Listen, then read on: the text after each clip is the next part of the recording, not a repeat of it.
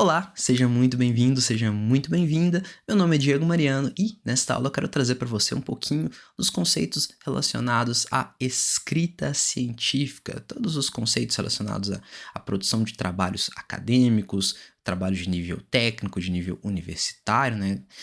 E eu quero falar para você nesta aula um pouquinho tanto dos aspectos técnicos, né, como normas da BNT, quanto estratégias utilizadas, né? E falar um pouquinho sobre o método científico, né, que nós vamos falar nas próximas aulas. Bom, antes de mais nada, eu quero começar falando um pouquinho sobre minha formação, né, e como isso impacta no viés que eu vou ter para os exemplos que eu vou trazer para essa aula, né? Eu sou formado em bioinformática, né, tenho doutorado e mestrado em bioinformática, né? Então, a bioinformática ela é uma área de pesquisa que ela está intermediária às ciências exatas e às ciências biológicas, né? Então, tudo isso vai impactar nos exemplos que eu vou trazer aqui, né? E em toda a visão que eu tenho de como que a escrita científica funciona. Então, deixar bem claro, né, um adendo aqui, que eu não sou um profissional formado na área de letras, né? Então, isso vai influenciar um pouco na visão. E a visão que eu trago aqui para vocês, os exemplos e todos os trabalhos, eles são baseados na literatura, né, em vários livros e artigos e coisas que eu li, na experiência prática também que eu tive nesses alguns anos que eu tenho atuado na área, né. Então, fica aí esse breve disclaimer, né. Bom, nessa aula, os exemplos que eu vou trazer aqui, que eu vou utilizar, eles foram baseados neste e-book aqui que foi publicado por mim e pela doutora Luciana Santos, né, que é um manual de escrita científica, teoria e prática aplicadas à bioinformática, né, que é um e-book, né, ele apresenta algumas normas, alguns exemplos práticos de aplicações, né, que foram aplicadas em trabalhos publicados por alunos do programa de pós-graduação em bioinformática, né? Então, talvez alguns dos exemplos possam ser adequados a outras áreas, né? Então, que fique bem claro isso, né? Que deixa claro também que eu estou aberto a sugestões, críticas e tal. Então, se você tiver alguma dica, pode falar, que a gente pode fazer uma discussão e pode entrar em contato tranquilamente.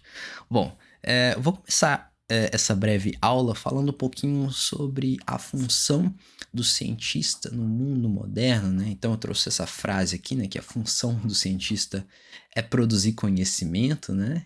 Então, ao cientista é atribuída a missão de compreender problemas que afetam as pessoas e propor soluções a partir de suas observações e experimentos, né? Então, o cientista ele vai estar atuando na sociedade, tentando utilizar o seu conhecimento para tentar observar, tentar detectar problemas e propor soluções, né? E o cientista ele vai se utilizar do que a gente chama de método científico, né? Que é um conjunto de estratégias, né? Conjunto de metodologias, né? Para que você possa validar isso, né? Então, aqui nós temos um breve fluxograma mostrando isso, né? O método científico ele inicia-se do processo de observação, né? Então você detecta um problema e define uma pergunta, né? E aí que entra o papel do cientista, né? Que ele vai formular, ele ou ela, né? Tô falando do jeito genérico, mas vai formular o que a gente chama de hipóteses, né? As hipóteses que então seriam ideias, né, que precisam ser validadas ou então ser analisadas, né? Então, assim, o cientista vai propor os experimentos, né, para validar suas hipóteses e analisar os resultados, né? E conforme o resultado for obtido dessa análise, pode-se ou chegar a uma conclusão ou retornar para etapas anteriores, né? De observação, definição de pergunta, formulação de outras hipóteses, né? E realização de outros experimentos, né? A fim de se obter uma conclusão que chegue a um resultado esperado, né? Ou então talvez um resultado melhor, né? Do que se espera. Bom, em resumo, passo a passo aqui, né? Então, o método científico ele se baseia em expectativas ou em conhecimento prévio, né? O que a gente chama de literatura científica, né? E aí, a detecção do problema vai depender da análise do cientista, né? Então, de uma definição mais ampla, né?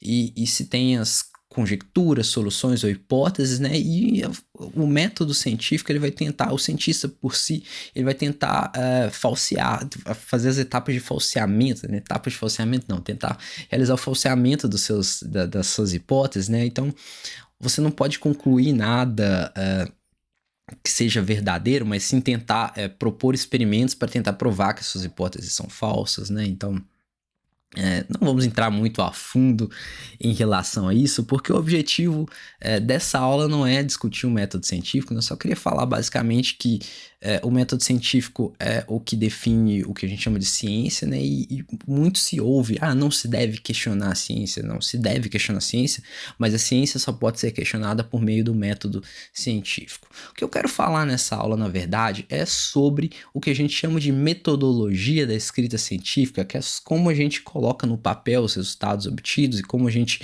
comunica para o mundo, comunica para os grupos, comunica para a comunidade científica, para a comunidade acadêmica os nossos resultados, né? Então eu botei aqui essa breve figura aí de uma tesoura, né, para relembrar que essa aula é apenas um breve recorte, né, uma visão, uma pequena parte, uma pequena análise do que é essa área, né? Então, talvez muita coisa vai ficar de fora aqui do que eu vou falar e talvez algumas coisas, alguns pesquisadores possam ter uma visão um pouco distinta da que eu vou apresentar, né?